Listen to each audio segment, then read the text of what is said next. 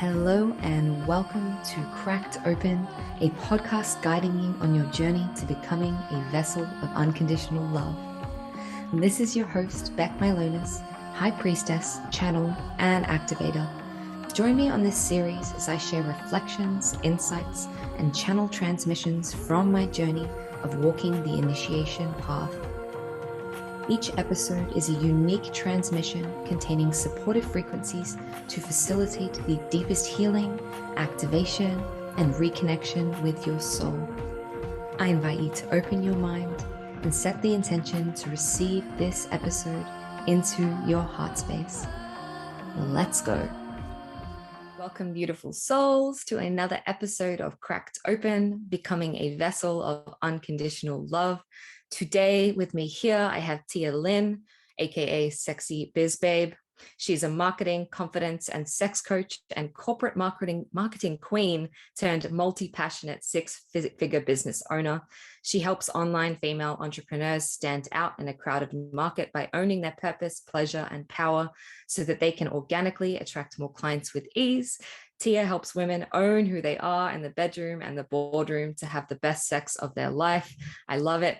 Today we are talking being a female or a woman in the entrepreneurial space, reclaiming that pleasure in your business and in your life. I'm so excited to have you on, Tia, to share some of your wisdom and your knowledge. To begin with, I would love for you to introduce yourself in your own words, how you got here, and what the heroine's journey has been for you to reclaim all of this in your life.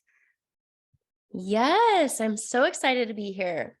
We just did a podcast together and it was amazing. And she channeled into some of the things I wasn't able to share in a whole different way. And I loved it. So amazing. I'm really excited to do this with you. And I started my journey on finding my purpose in my business just by, first of all, deciding I wanted to find it. Yeah. And it was a journey and I'm like, oh, I got to find it. But what I found was just following that inspiration and doing the thing, and it leads you along the path. There's no way I ever thought I would be here being a confidence and sex coach. No way. I just didn't think that. Yeah, it's funny. Did you have a burning desire to, everyone I have on here is there was this point in my life where I was I need to find what my fucking purpose is. And there's something in me calling me to this thing and I don't know what it is. And for me, mine was really random and unexpected as well. I never thought I was a medicine woman and all this stuff. So what was that like for you? And what was that experience without having that purpose? Did it feel heavy or sad, or what were you experiencing when you were I need to fucking do this?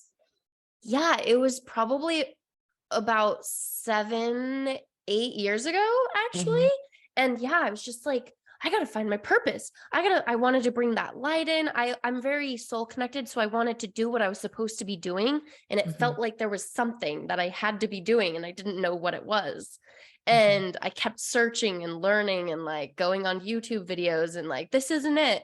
But what it was each thing of me, following that path, leading me down. Each part was part of my purpose. Yeah. So I love that. The first thing was making festival outfits. It was just, I have a desire to make festival outfits. I put it online and then I actually grew it into a multiple six-figure business now. Wow. And it was just going with oh, this would be fun. Oh, I love to make this. Oh, I might as well share it. And then people started buying it and then I kept growing it. And it was following that fear and having fun with it. But there's no way I would have thought I would be doing this full time and being a sex and confidence coach. I just never would have thought that. Yeah, I love that. And I spoke about this on a previous episode around soul purpose, about how it's following each little thread. We're not going to get given the whole fucking thing at the start. With you, and I'm sure with me, if someone had told me this is what I'd be doing, I'd be you're insane. But it's almost every single thing that I did that wasn't my purpose or brought me closer took me on this trajectory, and I went through the journey, right, to becoming the woman who is here doing this. So I would love to know the most pinnacle points. I mean, you could probably go on for ages about this, but just trying to find the nuggets of what were those crucial points on your journey, the things that really fucking impacted you, where you were oh, this is reclaiming this feminine energy or the sexuality or whatever it is, like where did you find that in those moments where you were like, oh, I get it, this is where I'm moving towards what I'm here to do? Yeah, so I'll just do it like kind of like a quick, because there's like two or three that very stand out in my mind. The first one was moving to California, and I did not want a 9 to 5 job. It was such the biggest resistance, and I wasn't getting the jobs, and I was very qualified. But there was this part of me that I really didn't want any of the things that I was qualifying and applying to. And I was like, okay, this doesn't even make sense. Like, why isn't this working? And I was like, well, do I really want it? No, I don't. I really, really, really don't. And then, so I gave myself a month to figure out a way to provide for myself, working for myself. And it kind of is a little bit messier.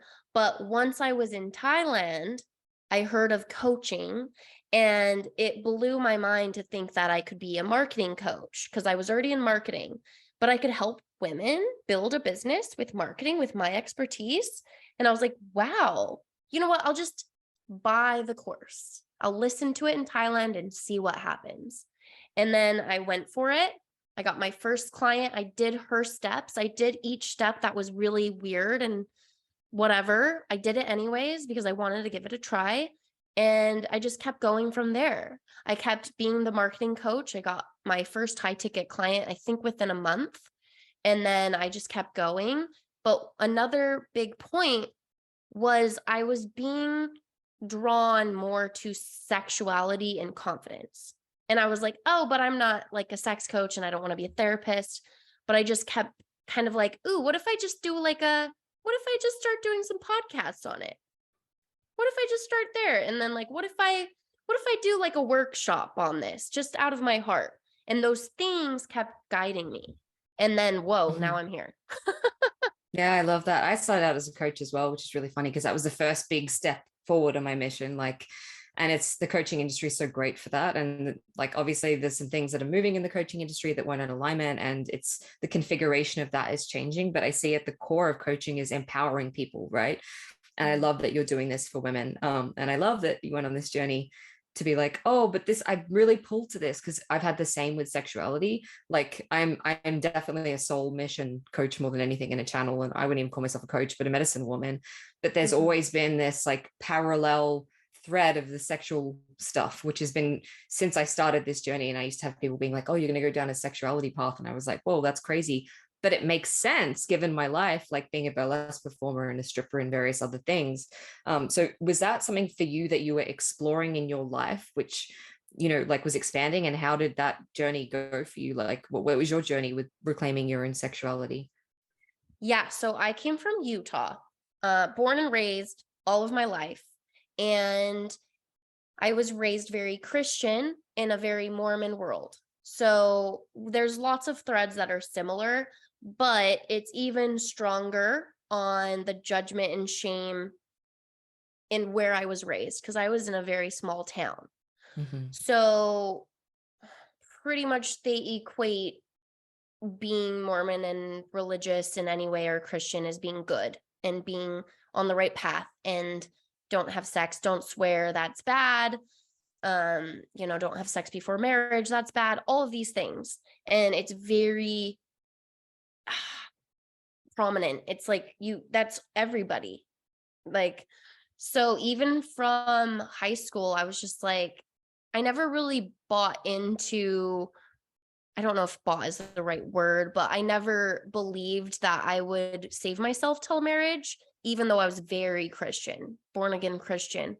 But I was like, "Oh, that doesn't make sense because I don't see myself getting married till I'm like later in life, like mid 20s, 30s. I didn't. So I was like, that doesn't make any sense. But I did save myself for other reasons for quite a while. But anyways, pretty much just breaking out of that shame and judgment on other women I noticed I was doing. And so I had to start doing some deep shadow work.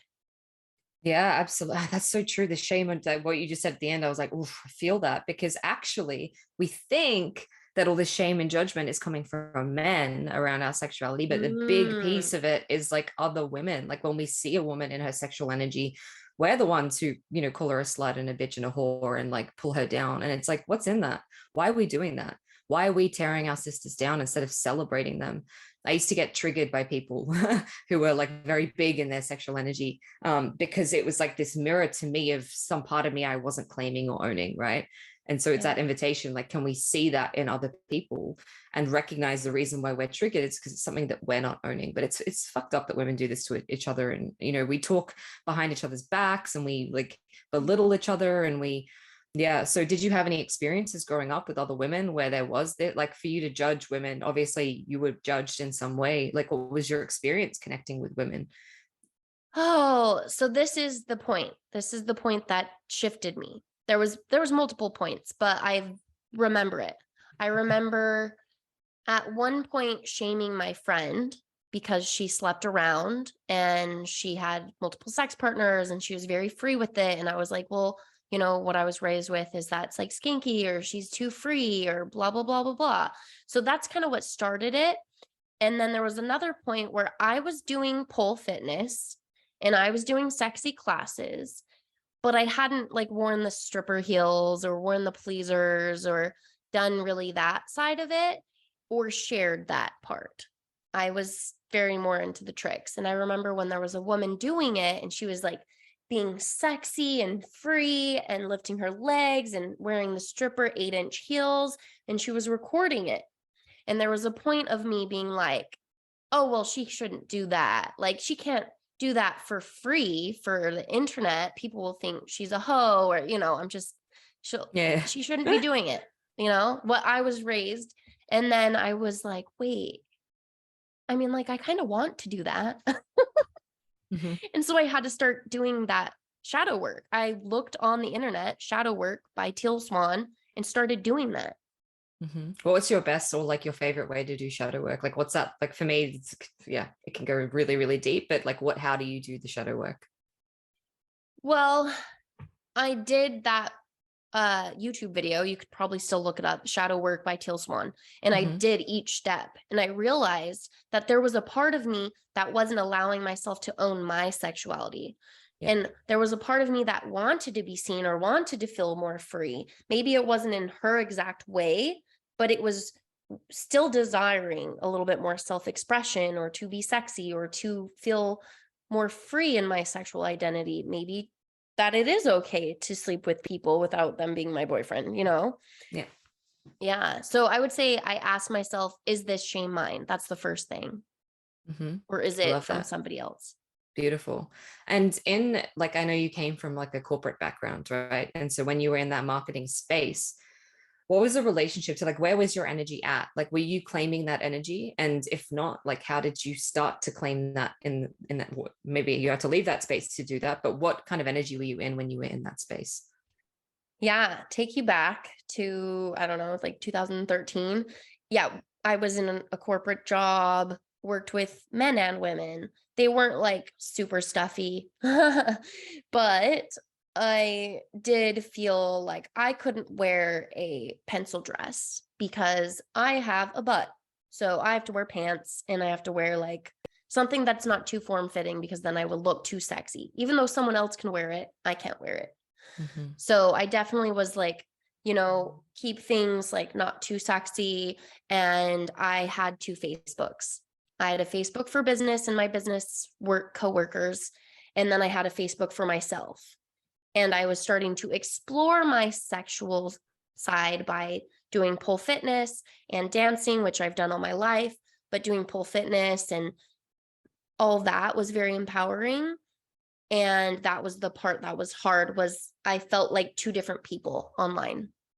Yeah, absolutely. And I've spoken about this before, but I would love to touch on like the identities that we create or the ways that we separate aspects of ourselves, depending on who we're with. Like, so in a corporate environment, I'm more toned down. And I understand that in that environment, sometimes maybe you Yeah. need to be a bit more toned down, but having these identities, like, so for me, when I was younger, I had this persona, Violet Royale, and she was the burlesque and the dancing and the wild sexual energy. And it was like my sexual energy could only be expressed through that Mm. character or through that version of me. And then other versions of me were not that, right? And so there was this integration piece of knitting the chasm between all these parts of myself and bringing them into the one version of me. Like I can be fully expressed in all these different versions, and all these different energies. And I can be that and that and that and that at the same time. And they're all just aspects of me. And I can flow in this space of like, all of me is here and welcome. So I love that. And I love that you bring that energy into business, right? Of like, I can be pleasurable, not only in my own sexual energy, but in my business. So I would love for you to speak about like how that integration comes in for people. Like what's the connection between pleasure in your business and pleasure in your life? Because for me, I've seen like whenever I'm feeling really whole or loved or whatever it is, my connections in intimacy are getting met. I'm making a fucking lot of money. Like whenever I'm well fucked, I'm making, or like, you know, feeling juicy in that way, I'm making a lot of money, right? So what's that connection for you?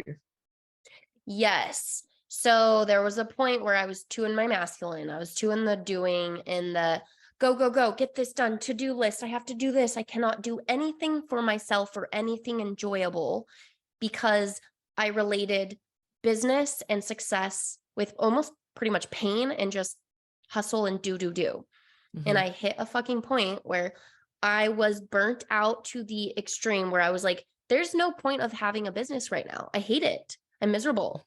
And I wasn't making money either. And so I was like, what if I just like shut all this down and I just shifted it? Like this to-do list, all these hustles, it's not working. So might as well. And so I burned that like hustle, must be in pain to get money down. And I was like, let's just see what happens. And so I shifted and I connected to more fun and joy and what would light me up and what could I do that I would feel happy doing it for free. And then I made $5,000. Like it was just like shifting that energy of giving and my purpose and putting more pleasure into it. Boom. But it wasn't to get the money, which is kind of a hard thing to balance and shift on. Yeah. And I've spoken about this, like, it's not only like, it is kind of service, like serving for free because it feels good to do that, but it's also like doing the things that excite you. Like I've been talking about how for the past couple of months, I've just been focusing on this podcast. I haven't been taking clients, like, because it genuinely fucking excites me and it feels good. But through that act of like feeling what lights you up or what feels good or what feels expansive, you come into this magnetic energy where you attract the money, right? And so for me, the money frequency is attracted to fun and play. And there's lots of distortions around money, which is money to control people and enslave people and like greed and lack and all of that shit. But when you can connect to the pure frequency of abundance, which is freedom and play and joy, it's almost like you don't have to try so hard. Like you just naturally attract clients or attract people. So in terms of that, you know, when you're working with someone to guide them into this pleasure and accelerate their business, what are some things that you help them to do, or how do you help them to make that shift where they're just attracting magnetically? Yeah, I would say first, breaking free of the rules that are so stuck in our brain. That's one of the first things I do. I have them write down what are all the rules that you think you have to have, and then fucking break them. Like I blow up this rule, I blow up this rule, I break this rule, and then like shift their mindset of, wait, I can actually have fun on live video and attract one person from that video. I can enjoy my sales calls. And then like I help them. It's so interesting because you can say, go have fun on your sales calls, go have fun in your launching, but it's hard for people to understand. So when I work with clients, I'm like, okay, what do you dislike about sales calls? What do you like about sales calls? What do you dislike about this? What do you like about this? And I help them infuse it into what they're doing. So like, for example, I used to hate sales calls because I had to be sitting in a chair and on video. Guess what? I don't sit in a chair and I'm not on video anymore for sales calls until they pay me and I have to be there. So like, it's just as simple as that. Yeah. So it's igniting that pleasure. Yeah. Sometimes it just takes that third party or that person to like take you out of it. Yeah, to give you permission, right? It's like I give you permission to not have to do the things that make you fucking miserable. And it comes down to, I guess, this like Gary V hustle mentality culture that entrepreneurs have, and women seeing this and being like, well, we need to be like that, and we need to run our business from this masculine place of structures and systems and fucking blocking and chunking our days and work till I die mentality, which is actually so fucking harmful for our bodies as women to be operating and functioning like that. Like, we're cyclical, we're meant to flow, we're meant to, like, there's days where I do nothing in my business because I don't feel like it. Don't work when I'm bleeding. Like, I wait for the inspired action, the thing that feels good, and that's how I operate. And when I'm in that space where I get the aligned action, or I'm doing something that feels good, it's like my output is huge compared to if I was forcing myself, right? I remember I had this business coach, the first ever coach that I had, and she said to me, stop doing anything. Like, literally, just, I challenge you to just do nothing for like a week, like a whole week of doing nothing, sitting in your ass. And it brought up so much conditioning for me of like, I feel like I need to be doing in order to receive, right? Rather than being, or rather than just whatever it is, that worthiness. So I'm wondering, obviously you have very high self-worth and confidence. How can we begin to cultivate that self-worth and confidence so we are showing up in a way where we're just doing the things that feel good for us and allowing that to bring in the clients or build the business or whatever that is? Yeah, harnessing that confidence is very important. And for me, it starts from the inside out. And it really is, well, what I found is that taking those masks off, those judgments off, really makes room for the confidence to come in, makes room for that self-expression. But you have to first do that.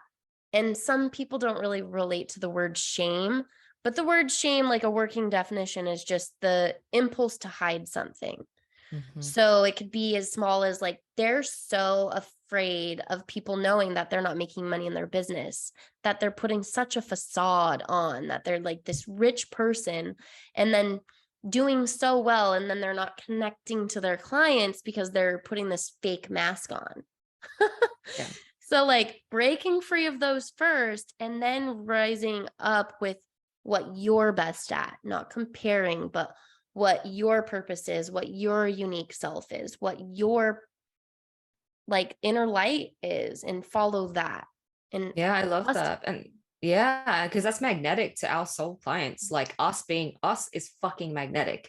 Me showing up in my vulnerability on a bad day, or like me giving myself permission to be me, allows those people to be like, oh my God, shit. Like, that's uninhibited, like, essence of that person. And I desire that confidence of just being myself. So it's like giving people permission to just be themselves. And there's this resonance of like, when you're inauthentic and you're trying to be someone that you think people will want to pay or like, or, like projecting this persona, it's often so far removed from the person that you are. And that person that you are is that magnetic force that will call the people that are meant to be for you. I love hearing about like random, client stories, how people magnetically attract clients into their space. What's the coolest, like most random way that you've magnetized a soul client into your space? I love this question, and I have a great story. So there was a point where I already shared poll videos. Okay. I shared poll videos on my Instagram, on my Facebook. I like to share my growth. But once I became a business coach, I was like, wait, I can't do that anymore. I can't relate it together. And it was having a coach from the outside perspective challenge me to embody both, to show how pole dancing or dancing links to business and growth and success. And so I did that. And I kept doing that and kept doing that. And it's funny because when I got the most clients, and my first 10K client was when I was pole dancing and sharing the video and saying how it relates to business and success. And I asked these clients like, oh, how did you find me? What was it that drew you to me? And they're like, oh, your pole dancing video. I found it and then saw you were a business coach. Oh, that one post that you allowed yourself to dance, or that twerk post. I'm like, what? Yeah, because that's you uninhibited, like you just expressing. So I actually want to ask you the question, what is the link between pole dancing and business? Because I would love to know. Can we all make lots of money by grinding a pole? Like, I already know the answer to that, but I would love the audience to hear your perspective. Yeah. I think it was that self-expression, like you said, like people just felt like it was part of them and they wanted that. They desired the self-expression and confidence that I was showing. They wanted that. And they were like, whoa, that's possible. And they wanted that acceptance too of their sexual side. One of them was a Christian mom that talks about the Bible every day. She hired me and she just wanted to tap into her sexuality, but also she wanted to work on her business. Mm-hmm. Like, it's kind of like, oh, you're being you, so it allows other people permission for them to be themselves. Totally. And your business is an extension of you, right? Like it's not this separate entity which needs to be locked off in a, like it's literally an entity that is working with you. You have a divine union with this business structure, whatever it is, to be an extension of you, to support you financially so you can continue to be more of you. I love that. So let's change gears a little bit. I would love for you to talk about how women can have better sex in the bedroom and kind of like what sorts of things you do. I know we spoke on your podcast just now about you go to play parties and you try and push yourself past your kind of like where you've been, right? So into new experiences, what that's been like. It's like, it'd be very confronting, I think, in a lot of ways to go into those spaces. So yeah, talk to me about what sorts of things you've been doing. Yeah, I love that. That's one of my favorite parts of my business now. And the common theme in my purpose is confidence. So confidence came up in my clothing line, in my coaching business, and now the sexuality. And so that's the common thread. And it's still removing those blocks of shame that are holding you back in the bedroom. It's a literal block to more pleasure. It's like you're hitting this point, this freaking wall of judgment and shame and masks isn't letting you break free to the multiple orgasms, the ecstasy, the levels of enjoyment that exist. And it's a mental block too. So you need to break free from those. And that is either working with someone or shadow work, or it could be understanding yourself more. All of it leads to it. So I love that. Yeah, you can ask me. I'm just like, there's so much to say on this topic. I mean, I have a lot of questions already. So the first question I'm going to ask you is like, what is the most expansive sexual experience you've ever had to date? Maybe there's more than one. I mean, it's hard to like, either like 5 that are like up there, but like, what was it? And what was it about that experience that felt so expansive for you? If you're comfortable sharing. Oh yeah, I love to talk about sex and experiences. I know I've just had so many, so I don't really know which way to go and which one's expansive. Can you get a little bit more specific? Absolutely. And then I can think of one. What experience do you think that you've had changed you so fundamentally in that connection, in that expression, or like broke away a part of you which was limiting you in one like experience? So you had one experience and it was like, fuck, it doesn't need to be this way, or oh my god, I really overcame something that was like a taboo for me or was really challenging me to do that, and then as a result of overcoming that, I now feel so fucking liberated. Yeah. Okay, I may kind of mix some experiences with the same person, because I would say my ex-partner had a lot of those experiences. And one of the biggest ones was submission. So, oh God, yeah, like breaking down your ego and surrendering to the moment, to their energy, to feeling supported, and to just submitting was something that I think transformed my life in a lot of other ways, where I could submit and surrender and feel into my feminine energy, or even to the universe and to what's happening, and kind of feel into that. And so I would say some taboo, I'm like, oh, what do I share? It's a little taboo. It's a free for all. Yeah, it's absolute free for all over here. So nothing is too much. Yeah, all of you is welcome here. I would say, oh, which one should I say? It's both so taboo. I would say really surrendering to something that I used to shame myself for is like a threesome with 2 guys. And it was always like in my head of like, that's so, what would I say? Like not good for the woman. It's like for the man. It's like, oh, like submissive, and like that's for the men, and they're like taking advantage of her. But what I realized was it's actually all about the woman's pleasure. And it's very empowering and amazing and like surrendering, but then also feeling amazing. And it's all about you. So owning that power and then being submissive to all the like love and connection and like everything really broke free, because I no longer thought of that towards me, towards other women, and then just submitting and just like being in that experience, and also being held by two partners that I do respect and I'm comfortable with. And I would say don't do that with just strangers unless This is what I was absolutely, as you were saying, the word degradation came to my mind. And there's so many experiences we're drawn to, like, so for instance, like rape fantasies, or like two men, or like what completely being just like annihilated by a partner, whatever that is, which can be very degrading if there's not respect and there's not that container. But it also, on the opposite end of the spectrum, I spoke on here about shibari with a friend of mine recently, about like, if you go into that place of that shame and that guilt, and it's like a whore fantasy, like being treated like a whore, can be so fucking liberating. Oh my God, my whole lower body is like feeling that, of like going there when you feel respected and held and supported, and like having that container with someone who's conscious and loving and open, and getting the aftercare. You know, we spoke about aftercare. I would love for you to speak about that in a second. But once you have that container to go to these places which are considered degrading, or we've got inversions about, oh, this means that, you know, it's about them and their pleasure. Or like, for instance, I used to, when I was younger, have a lot of men who just slammed me for their own pleasure. And it was very like, I thought I wanted rough sex, but actually, because they weren't genuinely connected to me having pleasure in that space, it did feel like they were just using me, and like it felt unsafe. But I still desire that, like that primal rough, you know, like being completely what's the word, oh my God, it's like not consumed, ravished by a man, right? We desire that, but we almost don't let ourselves have it when we step into more confidence or empowerment, because we're like, oh, but that means that I'm then taking a step back from my empowerment, when truly it can be so empowering if you're with the right partner. I had a question that I lost it. I kind of asked you the question. Oh, the safety around that, the container that you create. Like, so to people who don't know what aftercare is, like, talk to me about like what that is, and what boundaries you've had to set around aftercare, so you make sure that you're feeling nourished, especially after, like, say, like a violent scene, or like, I don't know if that's something that you do, or like degradation, to then come back to this place of like, I don't feel used. I don't feel like whatever it is at the end.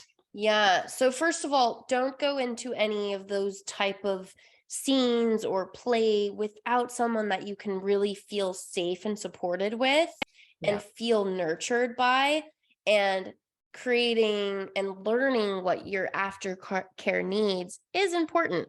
Aftercare is like, what do you need after maybe being super submissive, being ravished, being like, whoa, this is amazing. Like sometimes you can feel depleted. So one of my guests even shared that she really likes chocolate. She likes to drink or eat chocolate after. That's her aftercare. So she wants things like set up, or maybe there's some chocolate or comfort. Me, I want cuddles. I want nurturing. I want them to hold me, to fill up my cup, because I'm so surrendered and submissive. So I want that love and attention, and I need time afterwards. And it doesn't have to be instant. It could be 10 minutes after, you know, they go to the bathroom, they clean up, whatever. But I need that nurturing, that loving after. And that's also with one night stands, like to even share that, like, hey, we're going to have this really great session, but I would really like if we could cuddle a little bit before you left. Yeah. Or grab an ice cream. It's setting that container and that boundary. We kind of spoke about it on your podcast, but I had an experience recently with a dear friend / soul friend / whatever it was, where it was like a kind of like a one within one experience. And we'd kind of set the intention that we weren't going to keep exploring it, or there was no expectation.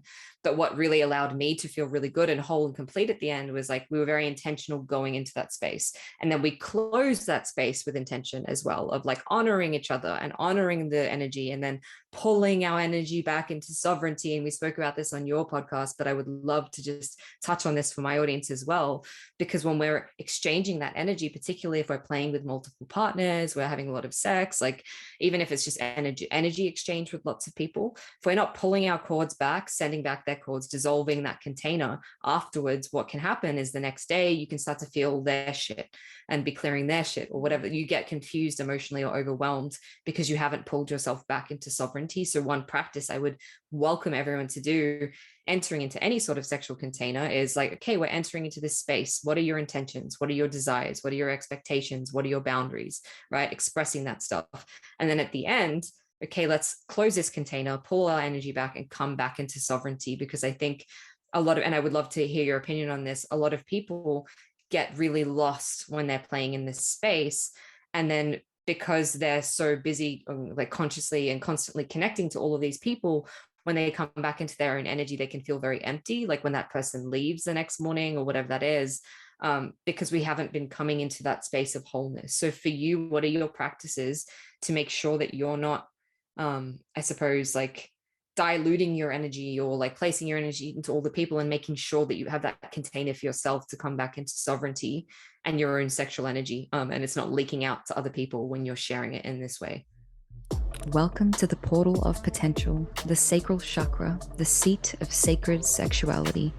Within the sacral chakra lies the key to limitless creativity, pleasure, play, and abundance. Introducing the Passion Portal. This short, multi-dimensional online retreat will allow you to heal, unblock, and access the untapped potential within your sacral, reclaim your sacred sexuality, and open the portal to a passionate, pleasurable, and prosperous life. Head to the link in the show notes or check out my website for more information. Now let's get back to this episode. Yeah, I would say, making sure I have aftercare, making sure I don't have the expectations, and that I go into it with, well, no expectations, and also a container of what that is, and like letting go of that energy. I do something similar, and I'm going to totally use what you shared more often, like to end it, but to fill my cup. So if I didn't have that love and attention, I need to go give it to myself. So that could be cuddling up and like listening to some like lovey music or hug music, or it could even be sad music, and just like feeling like held, hold yourself, have a heavy blanket on you, feeling that like nurturing. It could be going to call your friend and connecting with them, sharing your moments, or like just whatever your needs are, to go meet them yourself if that person completely left. It could even be hanging out with your friends and getting nurtured with your friends. Yeah. I'm wondering if you have, I'm going to share a little anecdote, and I'm wondering if you can relate to this. I'm being told to share it, so okay. I'm sure she'll have something to relate, but like if you have a process for, firstly, like putting up boundaries, right? So being clear on your boundaries, but also like making sure, like checking in with yourself. Do I feel safe? Because so for instance, recently I've had an experience where I set boundaries that weren't fully coming from alignment. Like there were boundaries which were brick walls, right? And I had this boundary around penetration. I expressed that boundary. And then the person would be like, okay. And then I was like, but actually it might change in the moment, right? So it's like being comfortable for that boundary to change. But the thing that enabled that boundary to change for me was when I checked in with myself, like little Beck, right? And in the past, I wouldn't check in with her, and I would just keep going and like allow my boundary to be crossed, or like not set it, or whatever it is. And then I'd get really emotional or feel like upset at myself, or shame or guilt or whatever it is, because I hadn't checked in and made sure that she was okay. So do you have like some process to check in with yourself, like particularly around boundaries? And I know boundaries can be flexible, and sometimes we're setting a boundary and then we realize, where is that boundary actually coming from? Is it blocking me from connection? Which is what I noticed in this situation for me. It was like a story that I was telling myself of, if you take it to this point, then I don't know what the story was. It's not really relevant what the story was, but there was a story behind it of why I thought I needed to have that boundary, when actually when I let go of that boundary, what was available to me was like really deep love and connection. And so where I was setting that boundary from wasn't clear. Like it wasn't a clear, this is truly what I desired. And when I tuned into myself and realized I was safe, then I was like, oh, it feels really good for me to like let go of that boundary and allow that person to penetrate me or whatever it was in that space. And my body desired that, but I was in my head of like, I need to set this boundary because it's a boundary. So have you had that showing up in your partnerships or your relationships? How's that look like for you, that process? Yeah, I would say that last part that you said was the biggest part. Is it coming from your mind, really trying to calculate and figure it out and set these things based on your mind, or is it coming from your body and your alignment and your intuition? Whereas there was a point where my mind was like, "Oh, I don't want to hit a certain number of partners and like that makes me a hoe, or I just don't want to do that." Or is it just like I'm making up these stories in my head? And what if I tapped into what I desire? Does that work with me? So this also came up recently, is a big no that maybe in other circumstances was a yes. Was I was like feeling into things and somebody was like, "Can I touch you?" And I was like, "Okay, right there, yes." And I was very clear, right there, yes. And then he tried to do a little bit more. And I was like, "No." And then I was like, I do like you asking for consent. And then he kept exploring and I was like, "Yeah, just that." And then I was kind of a hard no. Like I could feel it in my body. And I was trying to rationalize too. I was like, "Well, I do this normally. Why is it different this time?" And oh, but I'm in the space that maybe I should. And this is not my normal case. So I was like, but it was a hard no. It was like what happened was my body contracted. I didn't feel safe. I didn't feel supported. I didn't feel like I could be like let go. So when his touch touched me, I was like, ugh, like, I don't want this. So then I really had to listen to it. And it was a little bit uncomfortable and it did shift the mood of things. And I was just like, yeah, I'm not really comfortable. And honestly, even just me saying not really isn't good. Like, I'm not comfortable with this, and that's okay. Like, I think that's so important to come into your body. I want to share. I had this experience a couple months ago where I was on this date with this guy and it went a bit too far and like my whole body shut down and it was saying no yeah. and it was saying I'm not safe and I kept going and like I went further than I had to and then I had to Mhm. remove myself from the situation and that was playing in my mind. I recently had a connection with a friend and I'm sure he's going to listen to this because he hears my podcast, so I love you and thank you and it was beautiful. Where my mind and my stories got in the way of what my body intuitively knew. Like my body knew and could feel connection and it could feel that it desired something. And it literally, like we had to walk home. And as we were walking home, and I was like, I'm not sure like if I want to go home with you or not. Let's walk to my parents' place. And on the way, I'm gonna see what kind of comes up. And I was in my head the whole time. I was not even fucking present. I was like present with the funny thing that had happened, which is that that guy from the previous experience had texted me out of the blue. I hadn't heard from him in 3 months and he randomly messaged me, right?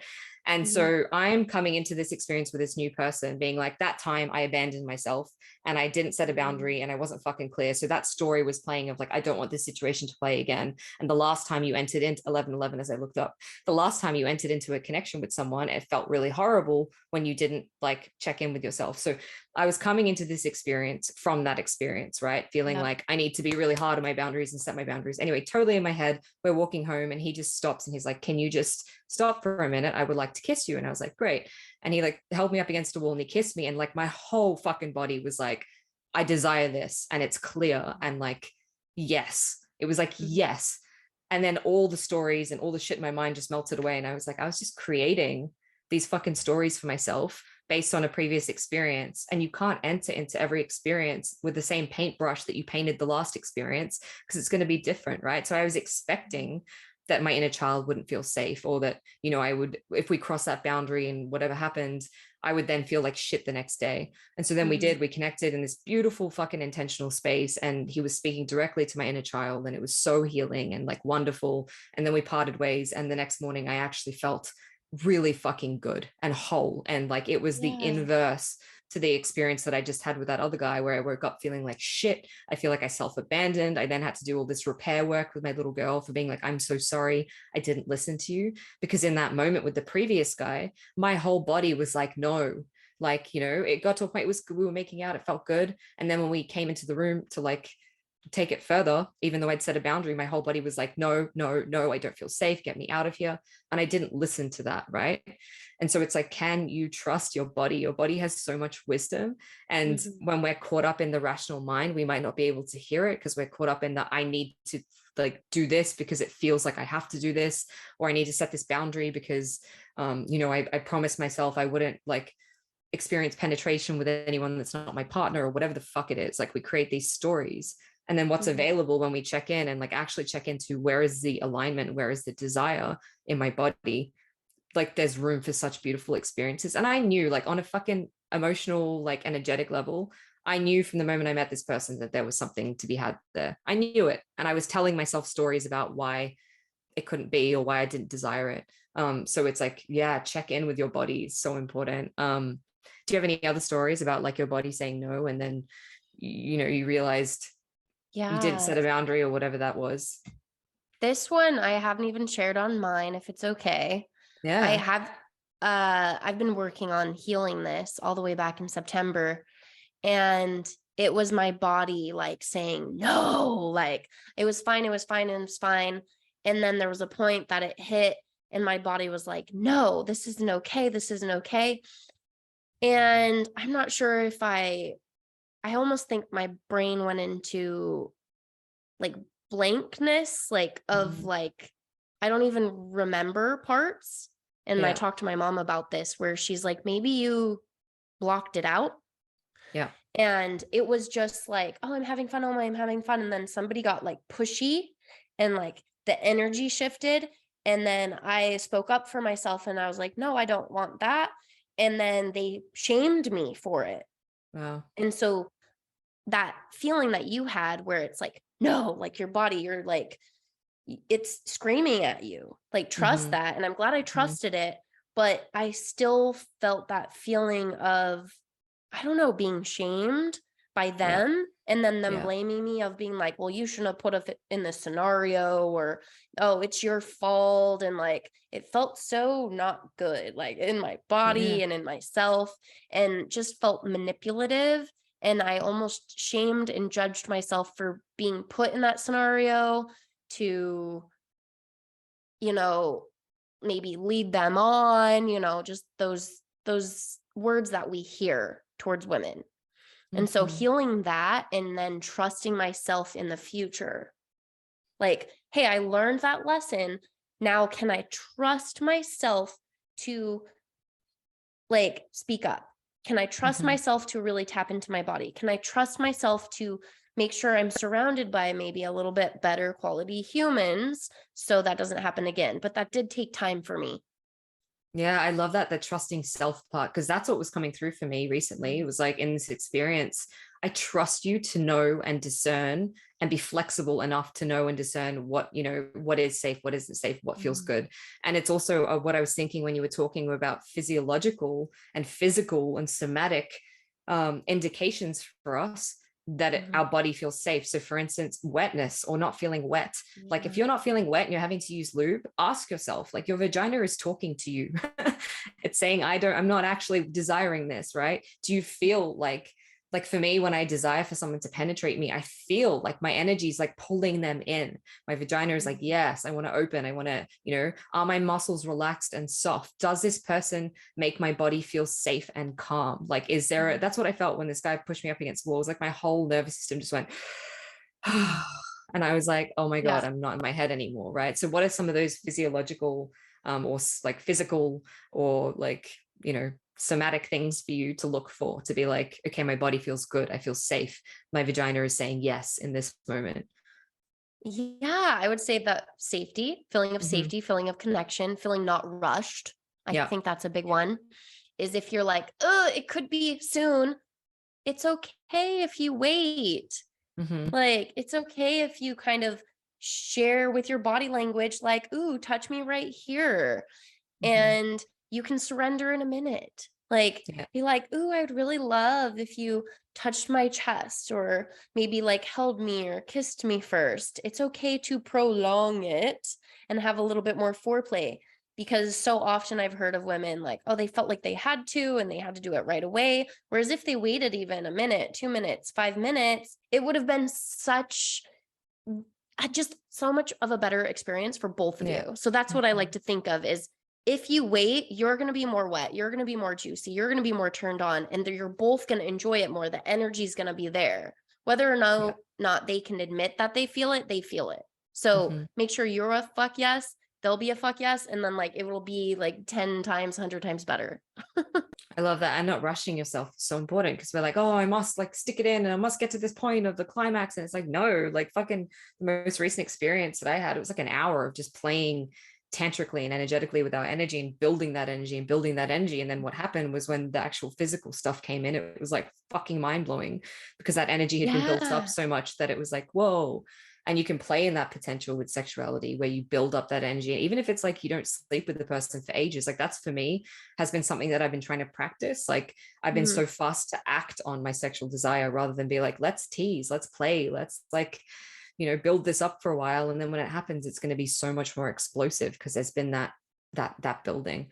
Right. Amazing. I would love for you to share, because we're going to come into closure, how people can find you, how they can work with you, and also share your podcast with us, so they can find your podcast for many more tips and kind of like sharings around sexuality and business and all of that. So take it away. Awesome. Yes, I love working with women that maybe they're in overdrive with their masculine. They're just like, go, go, go, do. I don't have time for pleasure. I don't know how to trust my feminine side. I don't know how to trust my sexuality. I don't know how to embrace it. I don't know how to tap in. I love helping women like that, so they can balance that masculine and feminine energy, still be a go-getter, but also balance that feminine and that pleasure, and then really tap into that next level confidence and pleasure. And I'm Sexy Biz Babe on all things. I'm mostly on Instagram. I'm there all the time. Definitely like share this episode, tag us. I would love to talk to you. Feel free to ask me any questions. And I work one-on-one or group coaching. And I'm on levelupwithtia.com. So check me out and follow me on Instagram. And my podcast is also Sexy Biz Babe. So all things Sexy Biz Babe. I love that. Thank you so much, beautiful soul, for joining me. And to all of you who are watching, if you enjoyed this, hit me with a rating, with a comment. A review is what I want to say on Apple Podcasts. That would be really helpful. And until next time, beautiful souls, I love you. Thank you for listening to another episode of Cracked Open. Don't forget to hit subscribe and share with a friend if this episode has served you in any way. For more information about the work that I do, or to get in touch with me, read the show notes or head to beckmylonas.com. Until next time, beautiful soul.